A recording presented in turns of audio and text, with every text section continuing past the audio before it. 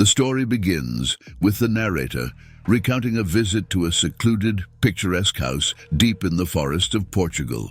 This house, owned by distant relatives, is a rustic, charming abode surrounded by towering trees and dense foliage, providing a sense of both isolation and tranquility.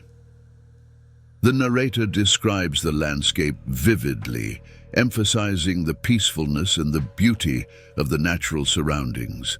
Lush green canopies, the scent of pine, and the gentle rustling of leaves in the wind. It's a place that feels removed from the hustle and bustle of everyday life, a perfect retreat for relaxation and family bonding. However, this idyllic setting, which initially seems like a sanctuary, slowly reveals a more eerie and unsettling atmosphere. The narrator hints at an underlying tension, an almost imperceptible change in the air as evening approaches. The house, while cozy, is old, with creaking floors and dimly lit rooms that cast long shadows, adding to the sense of isolation. Outside, the forest, dense and seemingly endless, begins to feel more oppressive as darkness falls, its vastness and silence becoming almost intimidating. As the narrator sets the scene, there is an intentional foreshadowing of the strange and unnerving events to come. They describe a growing sense of unease that begins to creep in, a feeling that something is not quite right, though they can't pinpoint what it is. This quiet, remote setting, initially a place of comfort, gradually transforms into a backdrop for an unsettling and inexplicable experience, setting the stage for the eerie events that follow. The conversation is light and casual, filled with the usual pleasantries and catching up on recent events. The narrator, feeling at ease, wanders around the property, enjoying the cool, crisp air and the peacefulness that surrounds them. The forest, now shrouded in the soft glow of twilight, is quiet, with only the occasional chirp of crickets breaking the silence. While pacing back and forth, the narrator's gaze casually sweeps across the landscape, taking in the tall, ancient trees that encircle the property. It's during this moment of absent-minded observation that something unusual catches their eye. One of the trees, standing a little apart from the others, appears strange. At first, it seems like a trick of the light, an illusion caused by the fading daylight and the shadows cast by the dense canopy overhead. But as the narrator focuses more intently, they realize that the base of the tree appears to have legs, human-like legs. The realization hits like a cold shock. The narrator describes the immediate physical reaction, goosebumps racing on their skin, a chill running down their spine, a sudden inexplicable sense of dread. Both bizarre and unsettling, a tall, robust tree trunk seemingly transforming into of legs, clad in what looks like darker, shadowy material shining into the bark. The legs are too realistic, too detailed to be a mere illusion. Confused and alarmed, the narrator blinks and looks again, hoping tricks on them, but the image remains as clear as before. The sense of normalcy is shattered, replaced by a creeping horror. The narrator feels an overwhelming urge to flee, to put distance between themselves and the uncanny sight. The narrator, heart-racing, quickly ends the phone call, unable to explain their sight to their family member on the other end of the line, as their mind races to comprehend impossible. After the initial shock of seeing what appeared to be legs at the base of the tree, the narrator's mind is racing, struggling to make sense of the bizarre sight. They stand frozen, eyes locked on the strange figure, unsure of what to do next. The night is drawing closer, and the forest, with its thick canopy and shadows, becomes increasingly ominous. As they try to gather their thoughts, the narrator experiences a growing sense of unease, as if the very air around them is thickening with an unseen presence.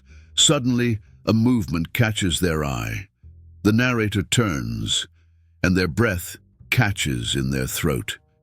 Just a few meters away, partially obscured by the dense foliage, stands a figure, a shadowy silhouette that seems to absorb the faint light rather than reflect it. This figure, indistinct yet unmistakably human in shape, is tall and unnaturally slender. Its entire form is cloaked in darkness, giving it an eerie, ghost-like appearance. The most unsettling detail, however, is the absence of a face. Where features should be, there is only a smooth, pale blankness. The narrator describes the terror that grips them at that moment. It's a primal fear, a deep-seated instinct to flee from the unknown and the unnatural. The figure doesn't move, but its mere presence radiates a menacing aura, as if it's aware of the narrator and is watching intently. The stillness of the figure contrasts sharply with the narrator's rising panic. It's as though time itself slows, the narrator's heartbeat echoing loudly in their ears, every second stretching into an eternity, desperate to document the experience and to reassure themselves that it's real. The narrator instinctively reaches for their phone. With trembling hands, they manage to snap a photo of the shadowy figure. The flash of the camera momentarily illuminates the surroundings, but the figure remains dark and indistinct, absorbing the light as though it were a void. The narrator, heart-pounding, can't bring themselves to linger any longer. The presence of the figure is overwhelming, suffocating, and they know they must leave. As the narrator turns to run, they glance back once more, only to find the figure gone, vanished as silently as it appeared. This disappearance leaves the narrator reeling, questioning their sanity and the reality of what they saw. They rush back to the safety of the house, feeling the oppressive weight of the forest behind them, as though the shadow might still be lurking somewhere out of sight, watch in waiting. The image they captured and the memory of the faceless figure haunt them, setting the stage for the unsettling realization that this encounter might be far from over. Reaching the safety of the house, the narrator slams the door shut, their breath coming in quick, shallow gasps. The reality of what just transpired is overwhelming, and they feel a mix of fear, disbelief, and confusion. Seeking to reassure themselves and make sense of the encounter, the narrator immediately pulls out their phone to review the photo they had taken of the shadowy figure. With trembling hands, they navigate to the gallery and open the image, hoping to find some rational explanation, perhaps a trick of the light or a misperception. As the image loads, a chill runs down their spine. There, captured in the frame, is the dark silhouette, exactly as they had seen it, tall, slender, and faceless. The figure's indistinct edges seem to blend into the surrounding darkness, yet it stands out starkly against the backdrop of the trees. The photograph, though blurry from the haste and fear in which it was taken, clearly shows the eerie, featureless face, confirming the narrator's worst fears. This is no mere shadow or figment of their imagination. It is something real, something unexplainable. The narrator's mind races with possibilities, from the supernatural to the rational. Could it be a ghost, an apparition, or perhaps a trick of the eyes, an illusion created by the interplay of light and shadow in the forest? Despite these attempts at rationalization, the sheer strangeness of the figure defies explanation. The house, which moments ago felt like a safe haven, now seems vulnerable, its walls unable to keep out the terror lurking outside. Determined to document their experience more comprehensively, the narrator decides to sketch the figure in a notebook, capturing the haunting details as best they can remember. As they draw, the narrator reflects on the experience, their mind replaying the encounter over and over. They are struck by the figure's stillness and the palpable sense of being watched, as if the shadow had an awareness, a consciousness that was fixated on them. This realization is unsettling, adding a layer of psychological terror to the already disturbing encounter. Despite the fear, the narrator feels a strange compulsion to understand more, to seek answers. They consider sharing the story with others, but are held back by a mix of fear, of disbelief, and the desire to protect themselves from reliving the experience. Instead, they choose to keep the incident a secret, locked away in their mind and in the pages of their sketchbook. This silence becomes a burden, a private torment as they struggle with the knowledge that what they saw might defy the bounds of reality and could follow them wherever they go. The encounter with the shadowy figure leaves an indelible mark on the narrator's psyche. Even after the immediate fear subsides, the memory of the figure remains vivid, haunting their thoughts. The narrator finds themselves frequently returning to the sketch they made, studying the faceless form and trying to extract meaning from its appearance. The act of drawing serves as a way to process the experience, to bring some sense of control or understanding to an event that defies logic.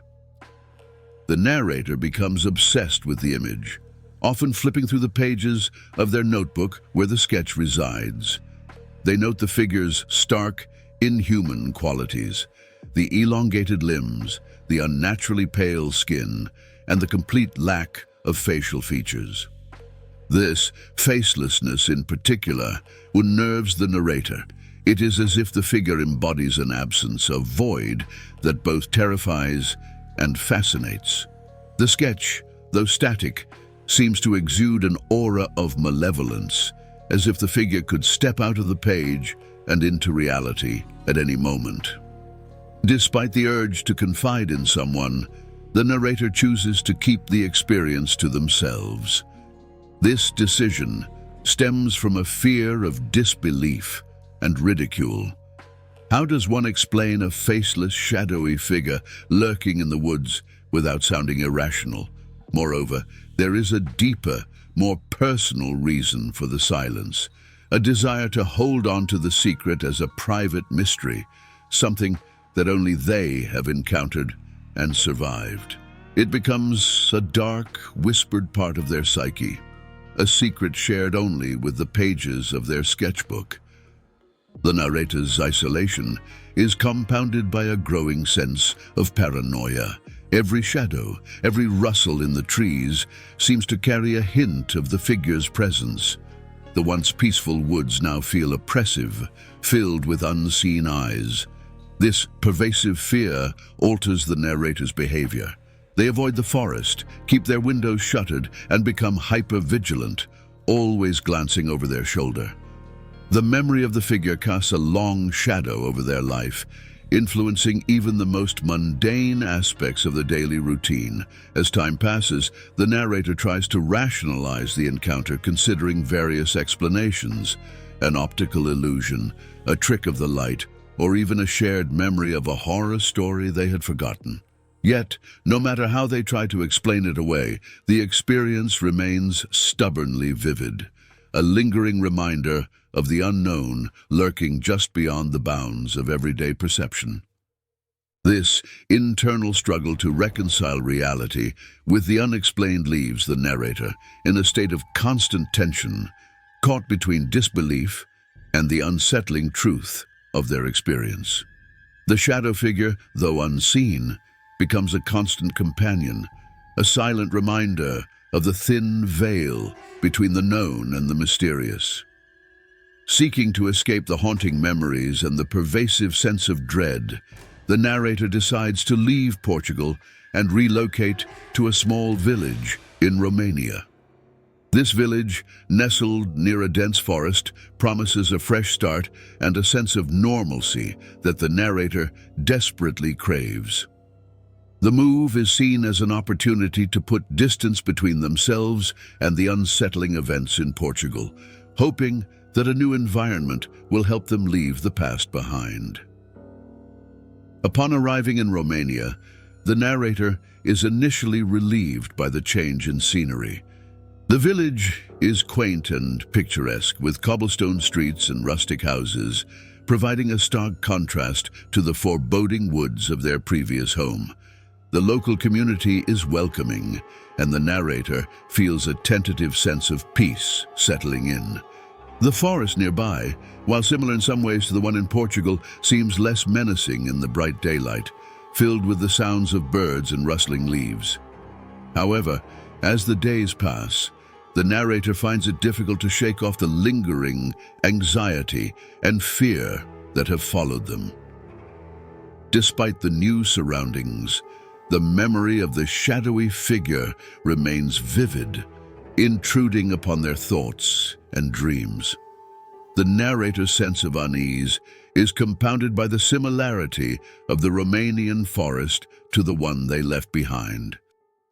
The tall, ancient trees, the dense underbrush, and the deep shadows all remind them of the place where they first encountered the inexplicable figure. The narrator makes an effort to integrate into the village life, participating in local customs and trying to immerse themselves in the community. Yet, the sense of isolation persists, partly due to the language barrier and partly because of the unspoken distance they maintain from the villagers. The decision to keep the encounter a secret weighs heavily on the narrator, creating a barrier between them and those around them. This self-imposed isolation becomes a protective measure, a way to keep the haunting experience confined to their private world. The forest, which once seemed less threatening, begins to take on a more sinister aspect as the narrator spends more time in the village. They notice peculiarities, strange noises at night, unexplained movements in the periphery of their vision, and an occasional feeling of being watched. Those sensations stir up old fears, and the narrator begins to suspect that the shadowy figure might not be confined to Portugal, but could somehow have followed them to Romania. The move, intended as a fresh start, instead becomes a continuation of the narrator's struggle with the unknown. The fear that the shadow might still be lurking, waiting for the right moment to reappear, casts a pall over their new life. This realization leads to a deepening sense of paranoia and dread, as the narrator grapples with the unsettling thought that perhaps the figure is not tied to a specific place, but rather to them personally.